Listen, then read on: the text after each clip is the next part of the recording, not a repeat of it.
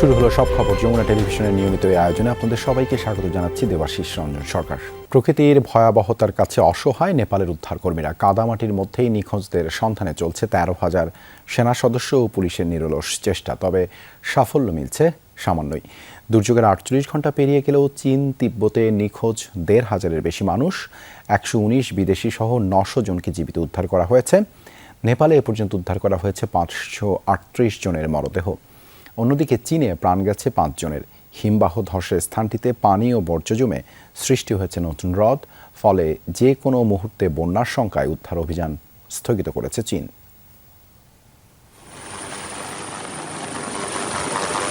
কাদামাটির মধ্যে দাঁড়িয়ে থাকাই যেখানে কষ্টকর, সেখানে হতভাগ্যদের খোঁজে উদ্ধারকর্মীদের এই প্রাণপণ চেষ্টা।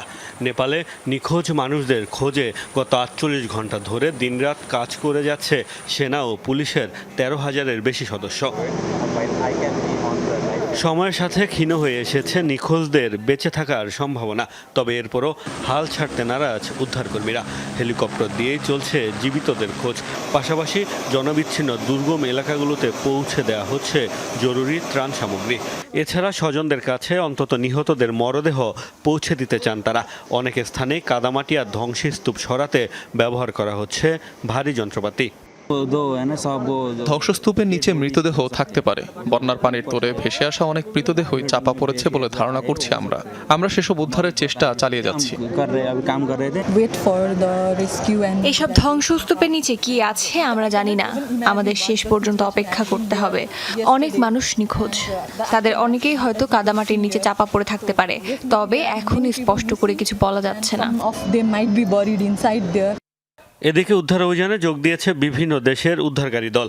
কয়েকটি গ্রাম থেকে উদ্ধার করা হয়েছে বেশ কিছু বিদেশি ও স্থানীয়কে।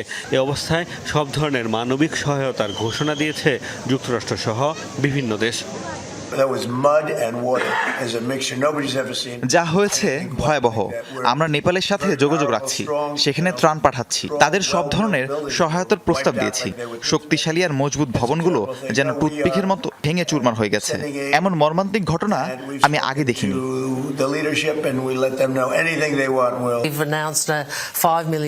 মানবিক সহায়তার অংশ হিসেবে আমরা $50 লাখ সহায়তা ঘোষণা করছি। এর মধ্যে $20 লাখ বিশ্ব খাদ্য সংস্থাকে এবং বাকি অর্থ বিভিন্ন অস্ট্রেলীয় সংস্থার মাধ্যমে দেয়া হবে, যাতে সাধারণ মানুষ চাইলে অনুদান দিতে পারবে। চলমান সংকটের মধ্যেই নতুন করে শঙ্কা জাগাচ্ছে সম্ভাব্য দ্বিতীয় পাহাড়ি ঢল। হিমালয় রেঞ্জে হিমবাহ ধসের স্থানটিতে পানি ও বর্জ্য জমে সৃষ্টি হয়েছে হ্রদ, যেখানে 25 লাখ ঘনমিটার পানি জমা হয়েছে। হ্রদটি বন্যা সৃষ্টির উচ্চ ঝুঁকিতে রয়েছে বলে এরই মধ্যে সতর্ক করেছে চীন। নেপাল চীন দুদেশ মিলিয়ে নিখোঁজ 1,500-এর বেশি। নেপালের নিখোঁজের তালিকায় রয়েছে অন্তত 32 দেশের নাগরিক। তিব্বতেও খোঁজ পাওয়া যাচ্ছে না 260 বিদেশির। মোস্তফা মাহমুদ, যমুনা নিউজ। এবার স্যাটেলাইট চিত্রে উঠে এলো নেপাল তিব্বত সীমান্তে অবস্থিত জিরং স্থলবন্দরের ক্ষয়ক্ষতির ভয়াবহতা। পাহাড়ি ঢলে জায়গাটিতে আর কোনো স্থাপনা বা অবকাঠামোর অস্তিত্ব নেই, সবই বিলীন হয়ে গেছে। প্রকাশিত একাধিক ছবিতে তা দেখা যায়। অথচ নেপাল থেকে তিব্বত হয়ে চীনে যাওয়ার জন্য ব্যবহৃত জিরং স্থলবন্দরটি ছিল অন্যতম ব্যস্ত একটি হাব। বন্দরটি দিয়ে নেপাল ও চীনের বাণিজ্যের 1/3 পরিচালিত হতো। একই দুর্যোগে বিলীন হয়ে গেছে দুদেশের সংযোগকারী একটি ব্রিজ, একটি কাস্টমস ভবন ও একটি পুলিশ স্টেশন।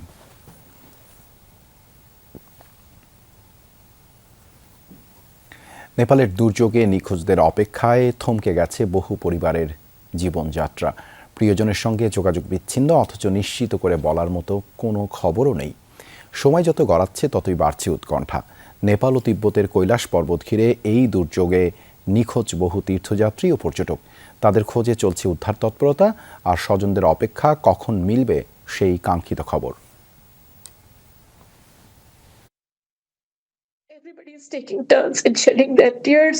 একটা ফোন কলের অপেক্ষা, হয়তো পাশ থেকে ভেসে আসবে প্রিয় কণ্ঠটা, আমি ভালো আছি। কিন্তু ঘন্টার পর ঘন্টা পেরিয়ে গেলেও আসছে না সে ফোন। তাই আবেগ আর বাঁধ মানেনি যুক্তরাষ্ট্রের ভার্জিনিয়ার স্নেহা সুধীরের। 48 ঘন্টা হয়ে গেছে আমার স্বামীর কোনো খবর নেই। তার সাথে তার আরো কয়েকজন বন্ধু রয়েছে, তাদেরও কোনো খবর নেই। আমি জানি না এখন কি করব। এতটা অসহায় নিজেকে কখনো মনে হয়নি। কার সাথে কিভাবে যোগাযোগ করব। নিখোঁজ বাবার জন্য চোখের পানি আর আবেগ যেন বাদ মানছে না ভারতীয় এই কিশোরীর।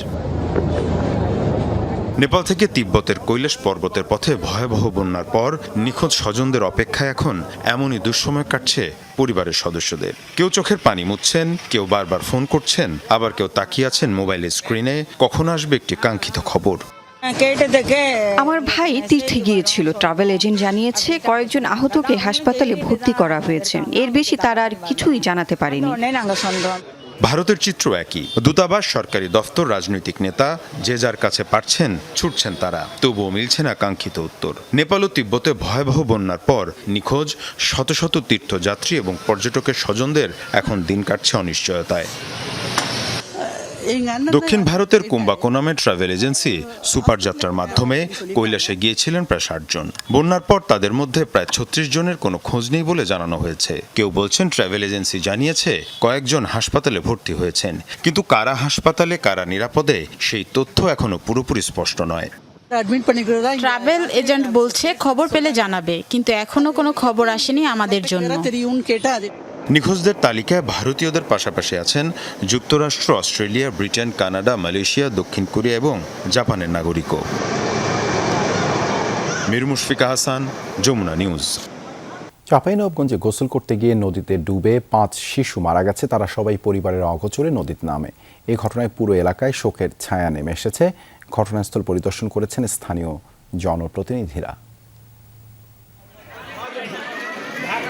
যে শিশুরা সারাদিন মাতিয়ে রাখত ঘর, আজ তাদের নিথর দেহ সামনে নিয়ে স্বজনদের এই আহাজারি। শোকে স্তব্ধ পুরো পরিবার। স্থানীয়রা জানায় চাঁপাইনবাবগঞ্জ সদর উপজেলায় দেবীনগরের মরা নদীতে গোসল করতে নামে 2 বোন সুমাইয়া আরিবা, সুমাইয়া সুরাইয়া ও শরীফা। নদীতে পানি কম থাকায় হেঁটে এক পাশ থেকে অন্য পাশে যায় তারা। এক পর্যায়ে একটি উঁচু স্থান থেকে আবার নদীতে ঝাঁপ দেয়। সেখানে গভীরতা বেশি থাকায় মুহূর্তেই তলিয়ে যায় 8 থেকে 12 বছর বয়সী এসব শিশুরা। বিষয়টি জানাজানি হলে জুমার নামাজ শেষে নদী পাড়ে ছুটে যান স্বজন ও এলাকাবাসী। একে একে উদ্ধার করা হয় 5 শিশুর মরদেহ। খবর পেয়ে ঘটনাস্থল পরিদর্শন করেছেন স্থানীয় জনপ্রতিনিধিরা। নিহত শিশুরা একই গ্রামের 3 পরিবারের সদস্য। তারা সবাই পরিবারের অগোচরে নদীতে নামে। তাইফ আহমেদ, যমুনা নিউজ। এ বিষয়ে আরও জানাতে যুক্ত হচ্ছেন সহকর্মী মনোয়ার হোসেন জুয়েল। শিশুদের দাফন কি শেষ হয়েছে? গ্রামের পরিস্থিতি জানাবেন। এখন আমরা ঘটনাস্থলেই আছি। এখনো দাফন সম্পন্ন হয়নি। সন্ধ্যা 7টায় দাফন করা হবে, এটা নির্ধারিত করা হয়েছে এবং স্থানীয় পার্শ্ববর্তী যে কবরস্থান রয়েছে সেই কবরস্থানেই 5 শিশুর মৃতদেহ সেখানেই দাফন করা হবে। এলাকার বিষয়টি যেটা বলা যায়, আসলে একসাথে 5 জন শিশু মর্মান্তিক ঘটনা। স্বাভাবিকভাবেই এলাকা শোকে স্তব্ধ, আমরাও শোকে স্তব্ধ। পাশাপাশি যে সমস্যাটি হয়েছে এইখানে কিন্তু যে নদীটির কথা বলা হচ্ছে, আমার পেছনে যে নদীটি দেখা যাচ্ছে এটি হচ্ছে সেই মরা নদী, পদ্মা নদীর একটি শাখা নদী। শুষ্ক মৌসুমে কিন্তু এখানে পানি থাকে না, বর্ষা মৌসুমে কিন্তু এখানে নদীতে পানি আছে এবং এই নদীর কিছু অংশ কিন্তু অনেকটা পানি কম। পার্শ্ববর্তী নদীর অপর প্রান্তে যে জমি রয়েছে সেখানে জমিগুলোতে আসলে মূলত পানি বেশি থাকার কারণেই হঠাৎ করেই আমরা যেটুকু জানতে পেরেছি এলাকাবাসী এবং প্রত্যক্ষদর্শীদের মাধ্যমে, তারা বলছিলেন যে একজন শিশু কিন্তু মানে প্রথমে ডুবে যায় এবং তাকে বাঁচাতে পরপর শিশুগুলোও কিন্তু মানে সেখানে গিয়ে মানে ডুবে যায়। এটা আসলে একদম মর্মান্তিক এবং তখন কিন্তু জুম্মার নামাজ চলছিল। সে সময় কিন্তু আশপাশ থেকে মানুষ ছুটে আসে এবং তাদেরকে তাৎক্ষণিকভাবেই উদ্ধার করা হয়, কিন্তু দুঃখজনক হলেও কেউ কিন্তু ততক্ষণে বেঁচে নাই এবং 2টি পরিবারের কিন্তু দুই বোন, মানে তারা একে অপরের বোন, মানে একটি পরিবার, দুইটি পরিবারের আসলে তাদের সন্তানরা পুরোপুরি পৃথিবী ছেড়ে চলে গেছে। তো এই বিষয় নিয়ে আমরা যেটা বলতে পারি যে চাঁপাইনবাবগঞ্জের দেবীনগর এলাকায় আজকের এই যে মর্মান্তিক যে ঘটনা, এরকম ঘটনা কিন্তু এই এলাকাতে আগে ঘটেনি, এবং এই ধরনের ঘটনার জন্য এলাকাবাসী বা পরিবার কেউ তারা প্রস্তুত ছিলেন না। যে সেই সূত্রে মানে সে কারণে বলা যেতে পারে যে এই মর্মান্তিক শিশু থেকে তাদের যাদের পাশে খোলা নদী বা পুকুর রয়েছে তাদের সতর্ক থাকা উচিত এবং শিক্ষা নেওয়া উচিত। দেবাশিস, ধন্যবাদ জুয়েল যুক্ত হওয়ার জন্য। সৌদি আরবে অগ্নিকাণ্ডে নিহত 9 বাংলাদেশের দাফন সম্পন্ন হয়েছে। বৃহস্পতিবার হজরত শাহজালাল আন্তর্জাতিক বিমানবন্দর থেকে মরদেহগুলো নিয়ে যাওয়া হয় নিহতদের নিজ নিজ গ্রামে। নওগাঁর আত্রাইয়ে উপজেলা প্রশাসনের উদ্যোগে জানাজা শেষে পরিবারের কাছে হস্তান্তর করা হয় মরদেহগুলো। নিজ বাড়িতে পৌঁছার পর শোকে ভারী হয়ে ওঠে পরিবেশ, কান্নায় ভেঙে পড়েন পরিবার, স্বজন ও প্রতিবেশীরা। গেল 9 আগস্ট সৌদি আরবে অগ্নিকাণ্ডে পরিবারের সদস্যদের মৃত্যুর সংবাদ পান স্বজনরা। এরপর কেটেছে দীর্ঘ অপেক্ষা। মরদেহগুলো নিজ নিজ গ্রামে পৌঁছালে আহাজারিতে ভারী হয়ে ওঠে এলাকার পরিবেশ। হজরত শাহজালাল আন্তর্জাতিক বিমানবন্দর থেকে শুক্রবার ভোরে মরদেহবাহী ফ্রিজিং গাড়ি পৌঁছায় নওগাঁর আত্রাইয়ে। নিহতদের মধ্যে 7 জন এখানকার বাসিন্দা। বেলা 10:15টার দিকে উপজেলা প্রশাসনের উদ্যোগে জানাজা শেষে পরিবারের কাছে হস্তান্তর করা হয় মরদেহগুলো। এরপর স্ব গ্রামের বাড়িতে নিয়ে যাওয়া হয় স্বজনদের নিথর দেহ। জুমার নামাজের পর দ্বিতীয়বারের মতো জানাজা শেষে পারিবারিক কবরস্থানে দাফন হয় তাদের। দুঃখ দিলে সবাইকে, তো সবার জন্যই তো আফসোস হচ্ছে, সবই তো দেশের লোক। তারা উমরা হজ করে নামাজ কালাম পড়ে এবং ওদের জন্য দোয়া করেন মাগফিরাতের জন্য। নিহতদের প্রত্যেকের পরিবারকে 35,000 টাকা করে দেওয়ার কথা জানিয়েছে প্রশাসন। এবং তারা ওই জানাজ বোর্ড থেকে 3 লক্ষ টাকা পাবে প্রত্যেকে। সেই ক্ষেত্রে টাকাটা যেন দ্রুত পায় সেই বিষয়ে আমরা ওই জানাজ বোর্ডের সাথে যোগাযোগ করে দ্রুত আমরা ব্যবস্থা। অগ্নিকাণ্ডে নিহত রবিউল আউয়াল হৃদয়ের মরদেহ নেওয়া হয় গ্রামের বাড়ি নাটোর নলডাঙ্গার মহিষডাঙ্গা এলাকায়। এক নজর দেখতে ছুটে আসেন পাড়া প্রতিবেশীরা। সকালে জানাজা শেষে স্থানীয় কবরস্থানে দাফন সম্পন্ন হয় তার। এছাড়া পারিবারিক কবরস্থানে দাফন করা হয় রাজশাহীর শ্যামল উদ্দিনকে। 9 আগস্ট সৌদি আরবে অগ্নিকাণ্ডে মৃত্যু হয় 16 বাংলাদেশের। পরিচয় শনাক্তের পর এদের মধ্যে 9 জনের মরদেহ দেশে আনা হয়। সাইফ আহমেদ, যমুনা নিউজ। হামের প্রাদুর্ভাব না কমতেই সারা দেশে বাড়ছে ডেঙ্গুর প্রকোপ। রাজধানীর হাসপাতালগুলোয় ঢাকার বাইরের রোগীই বেশি। অভিভাবকদের দাবি, জেলা উপজেলা পর্যায়ে হাম ও ডেঙ্গু শনাক্তে বিলম্ব হচ্ছে। এতে বাড়ছে শিশু সন্তানের মৃত্যু ঝুঁকি। উভয় রোগের ক্ষেত্রেই একই উপসর্গ, জ্বর। তবে ডেঙ্গু আক্রান্তদের আরও দুর্বল করে দিচ্ছে খাবারে অরুচি। এদিকে গত 24 ঘন্টায় হাম উপসর্গে 5 জনের মৃত্যু হয়েছে। আক্রান্ত হয়েছে আরও 1170 জন। কথা ছিল পৃথিবীতে আলোর মুখ দেখার পর অফুরান প্রাণশক্তি আর চাঞ্চল্য দিয়ে বাড়ি মাতিয়ে রাখবে পরিবারের শিশু সদস্যটি, যাকে ঘিরেই থাকবে পরিবারের আনন্দ, ব্যস্ততা। অথচ তারই কোমল শরীরে রোগের বিস্তার, স্যালাইন ইঞ্জেকশনের নির্দয় খোঁচা। হাম, ডেঙ্গুতে রাজধানীর তুলনায় ঢাকার বাইরের রোগীই বেশি। হামের উপসর্গে হচ্ছে শ্বাসকষ্ট, চেপে ধরছে শিশুর ফুসফুস। নিয়মিত চিকিৎসার পাশাপাশি শিশুর কষ্ট প্রশমনে ব্যবহৃত হচ্ছে নেবুলাইজার। আর ডেঙ্গু আক্রান্ত শিশুরা খেতে পারছে না কিছুই, বমিতে বেরিয়ে যাচ্ছে সব। প্রথম জ্বর আসছিল, অনেক জ্বর। 1 দিন 2 দিন বাড়িতে চিকিৎসা করছি, চিকিৎসা করার পর জ্বর থামে নাই, তারপরে এখানে ভর্তি করা হয়েছে। আমার বড় মেয়ে হচ্ছে যখন ডেঙ্গু পজিটিভ আসে, তো তার 7 দিন পরেই হচ্ছে আমার ছোট মেয়ের আবার দেখলাম যে প্রচণ্ড জ্বর, প্রেশারটা একটু ফল করতেছে, খাবার খাচ্ছে না, মুখে বমি করতেছে। তো এখন আলহামদুলিল্লাহ জ্বরটা নাই, কিন্তু প্রেশারটা একটু লো। অভিভাবকরা বলছেন জেলা উপজেলা পর্যায়ে হাম ও ডেঙ্গু চিহ্নিত করতে সময় লাগছে। লক্ষণ হিসেবে আছে প্রচণ্ড জ্বর, আছে লাগাতার বমি আর অরুচি। র্যাশ উঠছিল হালকা প্রথম দিন, পরের দিন সকালবেলা চোখ ফুলে গিয়েছিল, নাকের ভিতরে হয়েছিল, ঠোঁট দিয়ে নিচ দিয়ে লাল হয়েছিল অনেক, পরে খাইতে পারে নাই, পরে তাড়াতাড়ি করে এখানে নিয়ে আসছি। ভর্তি করার পরের দিনে যে হামের লক্ষণটা বেশি, রাজশাহীতে থাকতে বুঝতে পারিনি কিংবা বোঝা যায়নি যে পুরা সর্বশরীর ছড়ায় গেছে। হামের লক্ষণ দেখা দিলে দেরি না করে দ্রুত ডাক্তারের শরণাপন্ন হওয়ার পরামর্শ চিকিৎসকদের। তানভীর মৌসুম, যমুনা নিউজ, ঢাকা। বর্তমান প্রশাসনের ব্যর্থতার কারণে রাজধানীর অব্যবস্থাপনা ও নাগরিক ভোগান্তি চরম আকার ধারণ করেছে। এই অভিযোগ করেছেন ঢাকা মহানগর উত্তর জামায়াতের আমির ও সম্ভাব্য মেয়র প্রার্থী সেলিম উদ্দিন। অভিযোগ, নগরবাসী নিয়মিত ট্যাক্স দিলেও ন্যূনতম সেবা পাচ্ছেন না। ক্লিন ঢাকা কর্মসূচির সবশেষ তথ্য অবহিতকরণ ও চলমান পরিস্থিতি নিয়ে জাতীয় প্রেস ক্লাবে হয় সংবাদ সম্মেলন। সেখানেই তিনি জানান, নিজস্ব ব্যবস্থাপনায় ড্রেন থেকে শুরু করে সড়কে পড়ে থাকা ময়লা পরিষ্কার করছে জামায়াত।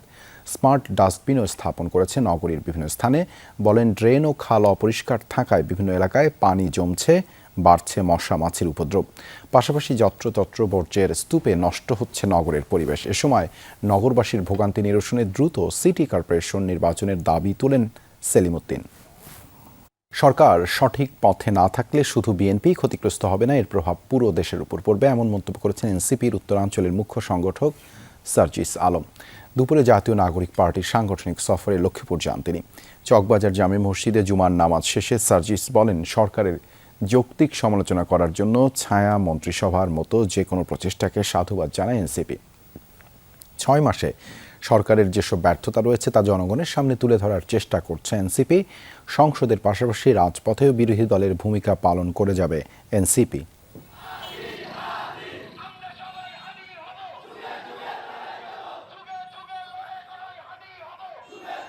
সরকার যদি ঠিক পথে না থাকে, খালি সরকার দল যারা বিএনপি তারা ক্ষতিগ্রস্ত হবে না, আমরাও ক্ষতিগ্রস্ত হব, বাংলাদেশও ক্ষতিগ্রস্ত হবে। আর বাংলাদেশে যেহেতু আমরাও একটা অংশ, এই ক্ষতি কিন্তু কেউ এড়াইতে পারবো না।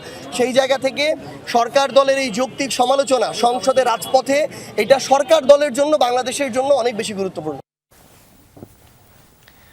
দুর্নীতিবাজরা দেশের রন্ধ্রে রন্ধ্রে প্রবেশ করছে, তারা দেশের টাকা বিদেশে পাচার করার কারণেই রাষ্ট্রের উন্নয়ন হয় না, এমন মন্তব্য করেছেন ইসলামী আন্দোলনের আমির সৈয়দ মোহাম্মদ রিজাউল করিম।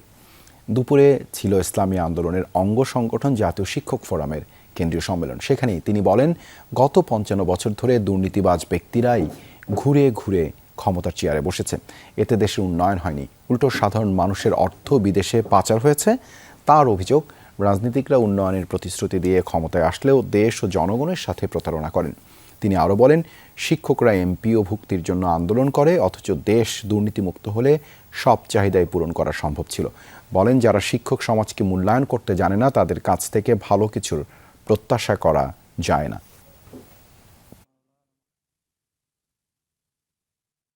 আমাদের বাংলাদেশের সিংহভাগ টাকাগুলো আজকে দুর্নীতিবাজদের কারণে বিদেশে পাচার হয়। দুর্নীতি বন্ধ আজকে হবে।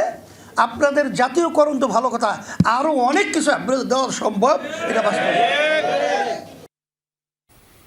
মোহাম্মদপুরে সৌদি প্রবাসী হৃদয় লস্করকে কুপিয়ে জখমের ঘটনায় বিল্লাল নামে আরও এক যুবককে গ্রেপ্তার করেছে পুলিশ। পুলিশের খাতায় সে কালা বিল্লাল নামে পরিচিত। হামলার ঘটনায় শান্ত নামে আরও একজন গ্রেপ্তার আছে। পুলিশ বলছে, হৃদয় লস্করকে মুন্নার নেতৃত্বে 5 জন এলোপাতাড়ি কুপিয়েছে। আসামিরা স্থানীয় কিশোর গ্যাংসহ মাদক ব্যবসার সাথে জড়িত। তবে আসামিরা গ্রেপ্তার হলেও জামিনে বের হয়ে আবারও অপরাধে জড়িয়ে পড়ছে। গ্রেপ্তার আসামিরা এর আগেও বেশ কয়েকটি মামলায় গ্রেপ্তার হয়েছিল।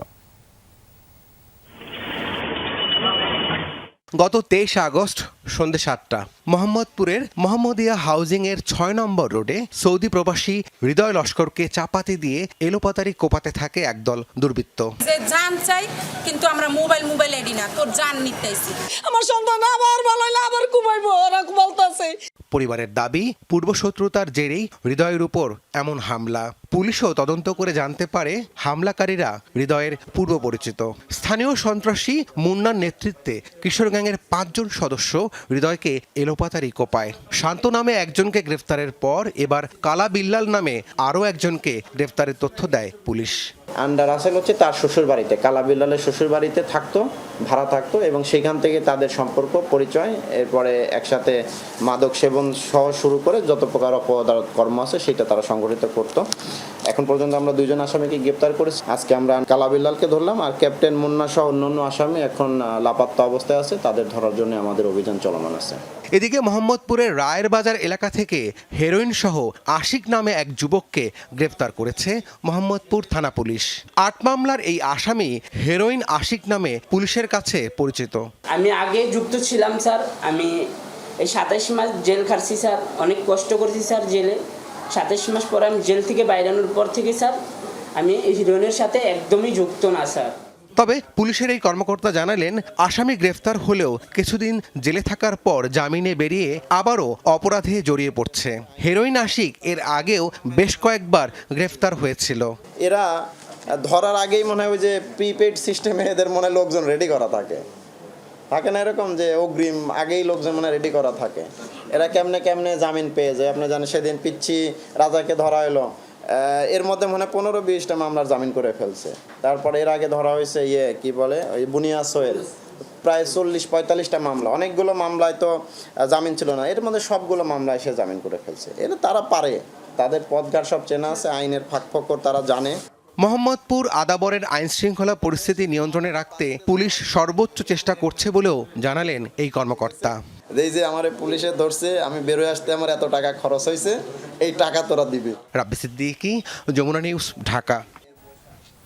চাঁদাবাজি ও হুমকি ধামকিতে অতিষ্ঠ হয়ে মিরপুরের ফরেস্টার গ্রুপ ও আশিক বাহিনীর বিরুদ্ধে সংবাদ সম্মেলন করেছেন এক ইন্টারনেট ব্যবসায়ী। সকালে ঢাকার সেগুনবাগিচায় ক্রাইম রিপোর্টার্স অ্যাসোসিয়েশনের সংবাদ সম্মেলন করেন ইন্টারনেট ব্যবসায়ী নওশাদ। এ সময় তিনি বলেন, দীর্ঘদিনের ইন্টারনেট ব্যবসার দখল নিতেই চান সন্ত্রাসী বাহিনীর প্রধান আশিক। মুঠোফোনে চাঁদা দাবিসহ হুমকি দিচ্ছেন আশিক। এছাড়া চাঁদা না পেয়ে সন্ত্রাসীরা আইন শৃঙ্খলা বাহিনীকে ব্যবহার করে দফায় দফায় হেনস্থা করছে বলে অভিযোগ তার। সবশেষ মিরপুরের আরেক শীর্ষ সন্ত্রাসী গ্রুপ ফরেস্টার বাহিনীর লোকজন দিয়ে উল্টো এই ব্যবসায়ীর বিরুদ্ধেই থানায় অভিযোগ দায়ের করা হয়েছে বলেও জানান তিনি।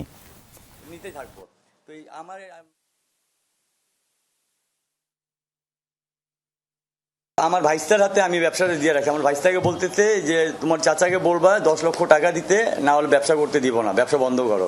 পরে আবার ফোন করে বলতেছে এবার আমি আর ফোন দিব না। আমার ভাইস্তা ডাইরেক্ট বলে দিচ্ছে যে আপনাদেরকে কোনো ভুল ইনফরমেশন দিতে, এটা আমার এত ইউজার নাই। বলতেছে কি আছে, আমি আর ফোন দিব না, এবার তোমাদেরকে বুঝাই দিব। এখন সন্ত্রাসীরা চাঁদাও যাচ্ছে, সন্ত্রাসীরা মামলাও দিচ্ছে, আমাকে ডিবি পুলিশের হাতে হয়রানিও করতেছে। রংপুরে চাঞ্চল্যকর 4 খুনের ঘটনায় তদন্ত চলমান রয়েছে। ধারাবাহিকভাবে অনেক প্রশ্ন আসবে, সেসব পেশাদারিত্বের সাথে সমাধান করে চার্জশিট দেওয়া হবে। দুপুরে নগরীর মাসুয়াপাড়ার গণপতি চক্রবর্তীর বাসা ও আশেপাশের এলাকা পরিদর্শন শেষে এমনটাই জানিয়েছেন রংপুরের নবনিযুক্ত পুলিশ কমিশনার মাহবুবুর রশিদ। রংপুর জিলা স্কুলের অবসরপ্রাপ্ত শিক্ষক গণপতি চক্রবর্তী, তার স্ত্রী ও 2 সন্তান হত্যার ঘটনা এখন টক অব দ্য টাউন। হত্যাকাণ্ড ঘিরে জন্ম হয়েছে নানা প্রশ্নের। সেসব প্রশ্নের উত্তর খুঁজতে চলছে পুলিশের তদন্ত। এরই মাঝে মাছুয়াপাড়ায় গণপতি চক্রবর্তীর বাসা পরিদর্শন করেন রংপুর মহানগর পুলিশের নবনিযুক্ত কমিশনার মাহবুবুর রশিদ। গণপতির বাসার ছাদ এবং 2য় তলার প্রতিটি কক্ষ পরিদর্শন করেন কমিশনার। পরে সাংবাদিকদের বলেন, চাঞ্চল্যকর এই 4 খুনের ঘটনায় তদন্ত চলছে। বর্তমানে এক এক করে অনেক প্রশ্ন সামনে আসবে এবং সেসব পেশাদারিত্বের সাথেই সমাধান করবে আইন শৃঙ্খলা বাহিনী। তদন্ত তো আসলে একটা চলমান প্রক্রিয়া, এটা তদন্তের ধারাবাহিকতা, অনেক প্রশ্ন আসবে, সেই প্রশ্নগুলোর পেশাদারিত্বের সাথে আসলে জবাব খোঁজাটাই আমাদের দায়িত্ব। আমরা সেই কাজগুলো করছি। কমিশনার আরও বলেন, 4 খুনের ঘটনায় সবকিছু সাক্ষ্য প্রমাণ সংগ্রহ করে মামলাটিকে সঠিক পর্যায়ে নিয়ে আদালতে চার্জশিট দিতে বদ্ধপরিকর আইন শৃঙ্খলা বাহিনী। তবে ঘটনাস্থল থেকে জব্দকৃত আলামত খোলা জায়গায় রাখার ব্যাপারে সুস্পষ্ট কোনো তথ্য দিতে পারেননি তিনি। এই মামলা একটা চাঞ্চল্যকর ঘটনা। এই মামলা নিয়ে সারা দেশে নানান রকম কথাবার্তা হচ্ছে। এই প্রতিটা কথাবার্তা আপনার সাক্ষ্য প্রমাণ সংগ্রহ করে সেগুলার যথাযথ জবাব দিয়ে মামলাটাকে একটা সঠিক পর্যায়ে নিয়ে আদালতে চার্জশিট দাখিল করে যাতে একটা সুবিচার হয়, আমরা সেই চেষ্টাটাই করছি। এর আগে গত শুক্রবার ভোরে মাছুয়াপাড়ায় নিজ বাড়িতে খুন হন রংপুর জিলা স্কুলের অবসরপ্রাপ্ত শিক্ষক গণপতি চক্রবর্তী, তার স্ত্রী ও 2 সন্তান। রাহিম সারোয়ার, যমুনা নিউজ। চাঁদপুরের আলোচিত স্বর্ণ ব্যবসায়ী পিন্টু দাসকে সপরিবারে উদ্ধার করেছে পুলিশ। ভোরে চট্টগ্রামের পটিয়ায় গ্রামের বাড়ি থেকে তাদের উদ্ধার করা হয়। পুলিশ জানায়, পরিবার নিয়ে চাঁদপুরে ভাড়া বাসায় থাকতেন পিন্টু। সেখানেই ছিল তার ব্যবসা প্রতিষ্ঠান এসকে জুয়েলার্স। কয়েকদিন আগে হঠাৎ করেই নিজ প্রতিষ্ঠানে তালা ঝুলিয়ে পরিবার নিয়ে আত্মগোপনে চলে যান। পিন্টুর বিরুদ্ধে সবার ঘটনায় থানায় জিডি করেন বাড়ির মালিক। এরপর তাকে খুঁজতে শুরু করে পুলিশ। পরে ভোরে পটিয়া থেকে তাদের উদ্ধার করা হয়। কেন পিন্টু সপরিবারে আত্মগোপনে গিয়েছিল সে বিষয়ে জিজ্ঞাসাবাদ করছে পুলিশ।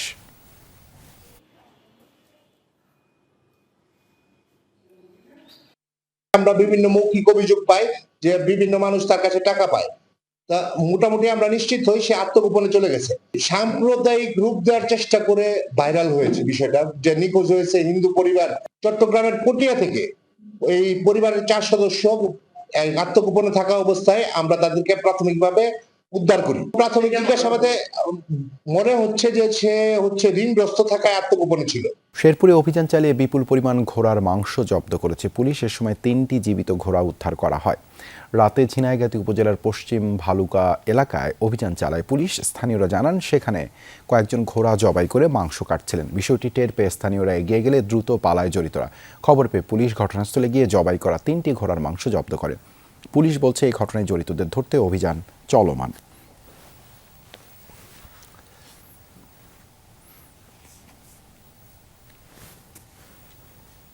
টাঙ্গাইলের ঘাটাইলে সরকারি ঔষধ নদীতে ফেলার ঘটনায় পিকআপ চালকের বিরুদ্ধে মামলা করেছে উপজেলা স্বাস্থ্য ও পরিবার পরিকল্পনা কর্মকর্তা। এই ঘটনায় পিকআপ চালক আজমতকে আদালতের মাধ্যমে কারাগারে পাঠানো হয়েছে।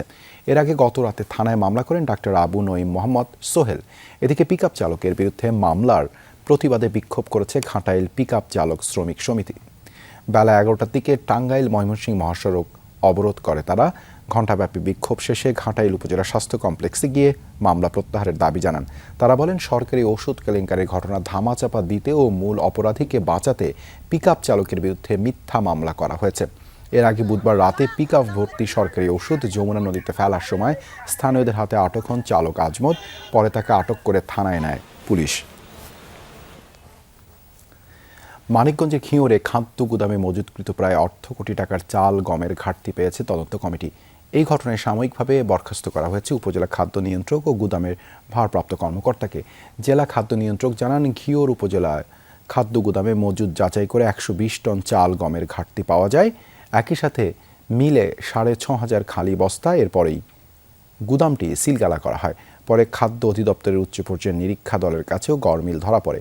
এই ঘটনায় উপজেলা খাদ্য নিয়ন্ত্রক ও গুদামের ভারপ্রাপ্ত কর্মকর্তাকে সাময়িক বরখাস্ত করা হয়েছে। তাদের বিরুদ্ধে বিভাগীয় মামলা হয়েছে।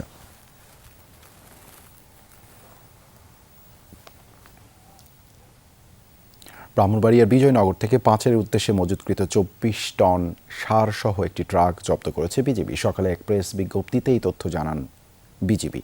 বৃহস্পতিবার উপজেলার ইসলামপুর সীমান্ত এলাকায় অভিযান চালায় 25 বিজিবি ব্যাটালিয়নের সদস্যরা। সন্দেহ হলে একটি সারবাহী ট্রাক থামিয়ে তল্লাশি চালায় তারা। পাওয়া যায়নি কোনো বৈধ কাগজপত্র। ট্রাক থেকে 9,500 কেজি টিএসপি এবং 14,500 কেজি ডিএপি সার জব্দ করা হয়। বিজিবি জানিয়েছে আখাউড়া কাস্টমস অফিসে এসব সার জমা দেওয়ার প্রক্রিয়া চলমান। রাজধানীর হাতিরঝিলে অনুষ্ঠিত হলো নকশি কাঁথা ম্যারাথন 2026। মিডিয়া পার্টনার ছিল যমুনা টেলিভিশন। এবারের প্রতিপাদ্য ফর কালচার মিটস ফিটনেস। কমপক্ষে 1,500 দৌড় প্রেমী অংশ নেন আয়োজনে। উচ্ছ্বসিত রানারদের দাবি উদ্যোগ ছিল বেশ গোছানো। অ্যাম্পি থিয়েটারে মনোজ্ঞ সাংস্কৃতিক অনুষ্ঠান আর পুরস্কার বিতরণের মধ্যে দিয়ে আয়োজন শেষ হয়। ভোরের আলো ফুটতেই চিরচেনা হাতিরঝিল পাল্টে যায় দৌড় প্রেমীদের মিলন মেলায়। শুরুতে বাতাসের আর্দ্রতা খানিকটা ভোগালেও কিছুক্ষণের মধ্যেই আকাশ ভেঙে নামে স্বস্তির বৃষ্টি। একরাশ সতেজতা নিয়ে ফিনিশিং লাইন অতিক্রম করেন 1,500 প্রতিযোগী। হিউমিডিটি অনেক ছিল, so yeah end of the day আমি কমপ্লিট করতে পেরেছি। I am happy. 10 10 দিব, কারণ আমার দেখা সবচেয়ে ভালো ইভেন্ট হচ্ছে নকশিকাঁথা 2026 এই ম্যারাথন। আমার সেকেন্ড আজকে ইভেন্ট। আমি ভাবি নাই যে 7.5 কিলোমিটার আমি শেষ করতে পারবো, কিন্তু আমি খুবই খুশি। আমাদেরকে যারা আয়োজক তারা একটা নির্দিষ্ট টাইম দিয়েছে, আর যারা নতুন রানার তাদেরকে হচ্ছে আমরা ঠিক ওই টাইমের ভিতরে হচ্ছে আমরা গন্তব্যের ভিতরে পৌঁছে দিয়েছি। ভিন্ন আঙ্গিকের নকশিকাঁথা ম্যারাথনে ছিল 2 কিলোমিটার, 7.5 এবং 15 কিলোমিটারের 3টি বিভাগ। বৃষ্টিস্নাত সকালে প্রতিযোগিতায় অংশ নিয়ে দারুণ উচ্ছ্বসিত রানাররা।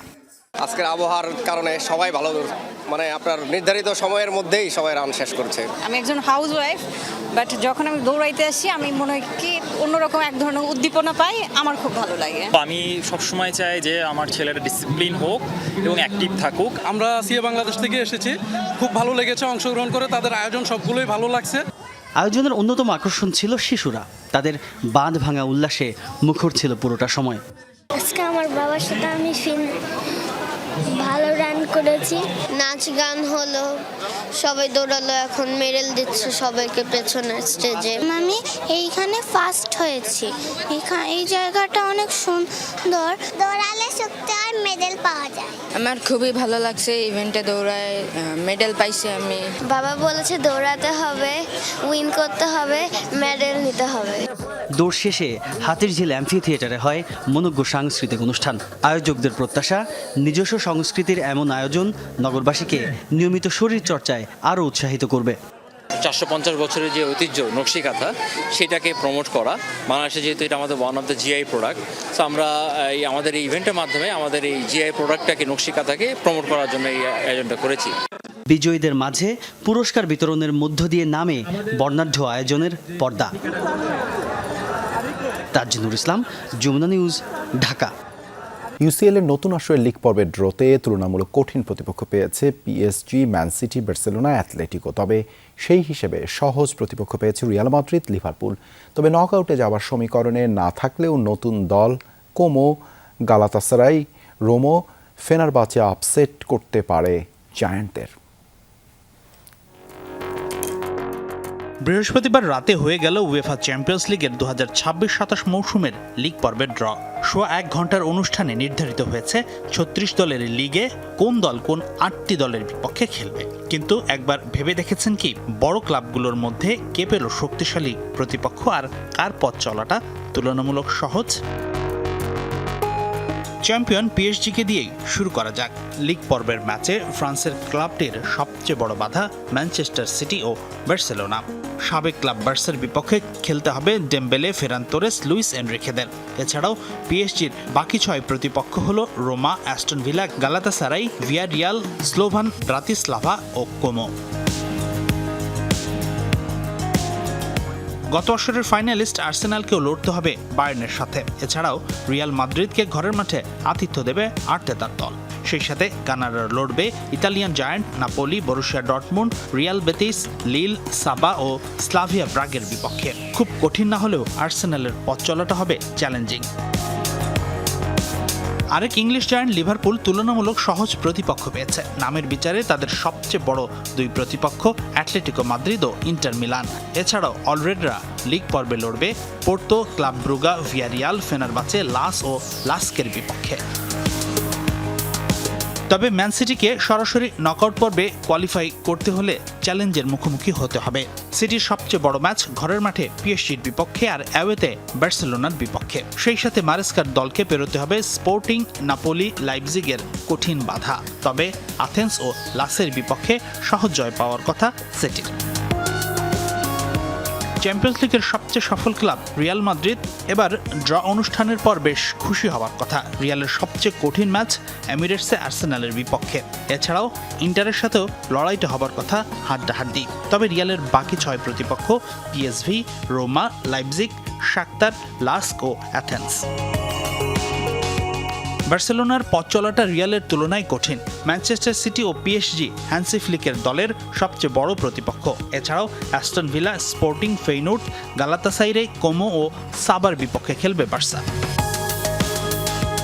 এছাড়াও কঠিন পথ পাড়ি দিতে হবে Atletico Madrid, Bayern Munich, Chelsea, Manchester ইউনাইটেডের মতো দলগুলোকে। ইউসিএলের এবারের আসর শুরু হচ্ছে 8 সেপ্টেম্বর। নকআউটে যাওয়ার সম্ভাবনা কম থাকলেও কোমো, গালাতাসারাই, রোমা, ফেনারবাচের মতো দলগুলো জায়ান্টদের বিপক্ষে অঘটনের জন্ম দিতেই পারে। হাসিনুর রহমান, যমুনা স্পোর্টস। ব্যাটারি চালিত রিকশার অনিয়ন্ত্রিত ব্যবহারে সৃষ্ট যানজট, পরিবেশ দূষণ ও স্বাস্থ্য ঝুঁকির তীব্র ক্ষোভ প্রকাশ করেছেন গুলশান, বনানী, বাড়িধারা ও নিকেতনের বাসিন্দারা। প্রশাসন কার্যকর পদক্ষেপ না নিলে আন্দোলন আরও জোরদার করার তাগিদ দিয়েছেন তারা। বিকেলে গুলশান 2 চত্বরে অবৈধ ব্যাটারি চালিত রিকশার দাপট, বিশৃঙ্খলা ও নিরাপত্তাহীনতার প্রতিবাদে এই গণজাগরণ সমাবেশ করেন এসব এলাকার বাসিন্দারা। এ সময় বক্তারা অভিযোগ করেন, শহরের যানবাহনের গতিসীমা প্রতি ঘন্টায় 5 কিলোমিটারের নিচে নেমে আসায় বছরে $3 বিলিয়ন আর্থিক ক্ষতি হচ্ছে। পাশাপাশি ব্যাটারির লেড, অ্যাসিড, মাটি ও পানিতে মিশে বিপজ্জনক সীসা বিষাক্ততায় শিশুদের ক্যান্সার সহ মারাত্মক স্বাস্থ্য ঝুঁকি বাড়াচ্ছে। প্রশাসন আইন অমান্যকারীদের বিরুদ্ধে কেন ব্যবস্থা নিচ্ছে না তা নিয়ে প্রশ্ন তোলার পাশাপাশি চালকদের তৈরি পোশাক খাত বা ড্রাইভিং পেশায় বিকল্প কর্মসংস্থানের প্রস্তাব দেওয়া হয়। 5 দফা দাবি আদায় না হওয়া পর্যন্ত রাজপথে থেকে আন্দোলন চালিয়ে যাওয়ার ঘোষণা দেন বাসিন্দারা।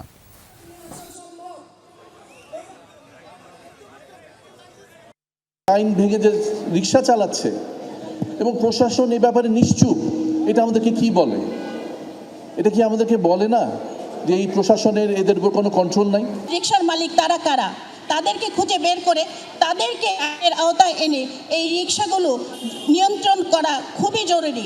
আমরা এই এলাকাতে ট্যাক্স ঠিক মতো দেই, আইন ঠিক মতো মানি, সমস্ত কিছু মানি, আর আমাদের এলাকাতে ট্যাক্সবিহীন কেন রিক্সা চলবে? আমরা চাই নিরাপদ সড়ক এবং সুশৃঙ্খল সড়ক। জমিয়তে আশেকানে মাইজ ভান্ডারির সার্বিক ব্যবস্থাপনায় যশোরে জুলুসে ঈদে মিলাদুন্নবী অনুষ্ঠিত হয়েছে ঢাকার উত্তরায়। সকালে আওলাদে গাউসুল আজম মাইজ ভান্ডারি ডক্টর আল্লামা সৈয়দ মিশকাতুন নূর মাইজ ভান্ডারির উপস্থিতিতে ঢাকার প্রধান কার্যালয়ের সামনে থেকে যশোরে জুলুসে ঈদে মিলাদুন্নবী র্যালি শুরু হয়। উত্তরা হাউস বিল্ডিং মোড় থেকে শুরু হয়ে ঢাকা ময়মনসিংহ হাইওয়ে হয়ে টঙ্গী পাইলট স্কুল ময়দানে এসে শেষ হয়। পরে ওয়াজ ও জিকির আজকার পর সারা জাহানের মুসলিম উম্মার শান্তি কামনায় মোনাজাত করা হয়। সবশেষ সকলের মাঝে তবারক বিতরণ করা হয়। নোয়াখালীর হাতিয়ায় অনুষ্ঠিত হয়েছে বিতর্ক কর্মশালা 2026। হাতিয়া ডিবেটিং সোসাইটির উদ্যোগে 3 দিন ব্যাপী এই কর্মশালার আয়োজন করা হয়। হাতিয়া দ্বীপ সরকারি কলেজের হলরুমে আয়োজিত কর্মশালায় অংশ নেয় 30টি শিক্ষা প্রতিষ্ঠানের শিক্ষার্থী ও প্রতিনিধিরা। দিনব্যাপী আয়োজনে শিক্ষার্থীদের যুক্তি উপস্থাপন, বিতর্কের কৌশল এবং প্রতিপক্ষের বক্তব্য বিশ্লেষণ সহ নানা বিষয়ে প্রশিক্ষণ দেওয়া হয়। আয়োজকরা জানান, অসত্যের বিরুদ্ধে তরুণ প্রজন্মকে সচেতন করে যুক্তিবাদী সমাজ গড়তে এই ধরনের আয়োজন অব্যাহত থাকবে।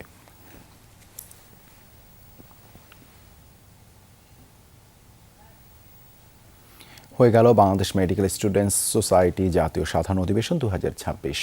সকলে রাজধানীর নর্থ সাউথ ইউনিভার্সিটিতে দিনব্যাপী চলে এই আয়োজন। অংশ নেন দেশের বিভিন্ন প্রান্তের 8 শতাধিক শিক্ষার্থী ও তরুণ স্বাস্থ্যকর্মী। উপস্থিত ছিলেন হেলথ রিফর্ম কমিশনের প্রধান ও বাংলাদেশ ডায়াবেটিক অ্যাসোসিয়েশনের সভাপতি AK আজাদ খান সহ চিকিৎসা, শিক্ষা ও জনস্বাস্থ্য খাতের বিশিষ্ট ব্যক্তিরা।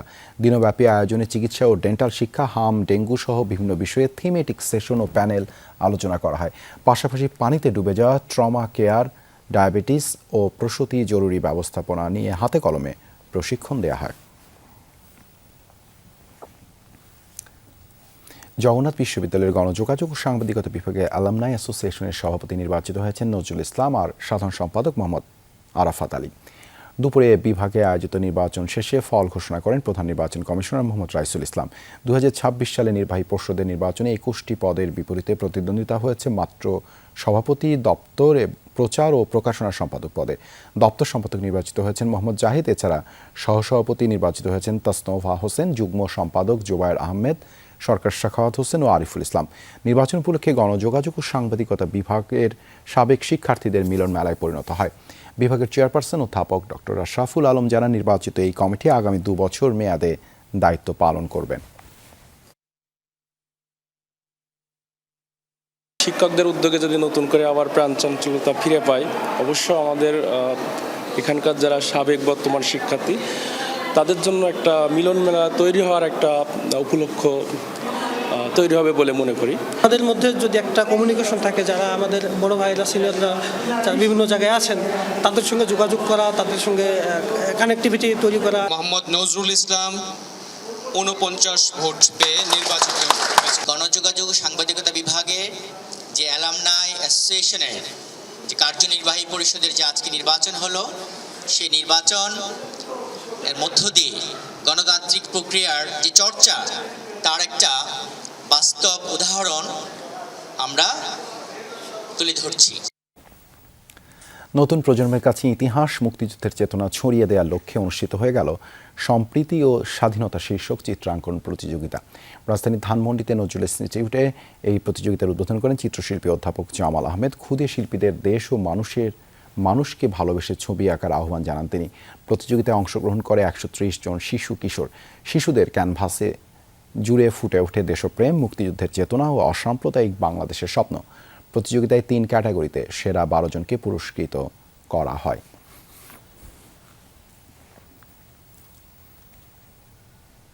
2 বছর পর শুরু হলো পঞ্চম ফেডারেশন কাপ তায়কোয়ান্দো প্রতিযোগিতা 2026। বিভিন্ন জেলা, সংস্থা, ক্লাব থেকে আসা 450 খেলোয়াড় অংশ নেন প্রতিযোগিতায়। অব্যবস্থাপনার অভিযোগ তুলেছেন অভিভাবকরা। আয়োজকরা বলছেন বাজেট সীমাবদ্ধতার কথা। হবেন আগামী দিনের বিশ্বসেরা অ্যাথলেট। সে স্বপ্নের বুননে 2 বছর পরে ঢাকার জাতীয় ক্রীড়া পরিষদে শুরু হলো পঞ্চম ফেডারেশন কাপ তায়কোয়ান্দো প্রতিযোগিতা। বিভিন্ন জেলা থেকে নানা বয়সী শিক্ষার্থীরা এই প্রতিযোগিতায় অংশ নিচ্ছে। সত্যি বলতে আমার মনে হয় from my experience I can say এটা অনেক বড় একটা অপরচুনিটি। আমাদের রানা স্যার আবার ব্যাক আসছে ফেডারেশনে, এটা আমরা খুশি। ফার্স্ট গোল্ড নেব এটা লক্ষ্য আছে। তবে আয়োজনে নানা অব্যবস্থাপনা চোখে পড়ে।